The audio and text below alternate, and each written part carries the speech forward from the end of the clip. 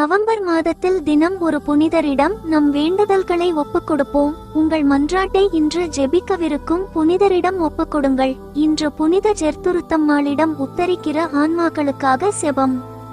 புனித ஜெர்த்ரூத்தம்மாளே, உத்தரிக்கும் நிலையில் உள்ள ஆன்மாக்களுக்காக வேண்டிக்கொள்ளும். அவர்களுக்காக நாங்கள் வேண்டிக்கொள்ள எங்களுக்குள்ளே ஆர்வத்தை தூண்டியருளும். இறைவனின் சித்தத்தை நாங்கள் நாள்தோறும் கண்டடைய எங்களுக்காக இறைவனை மன்றாடும். ஆமென்.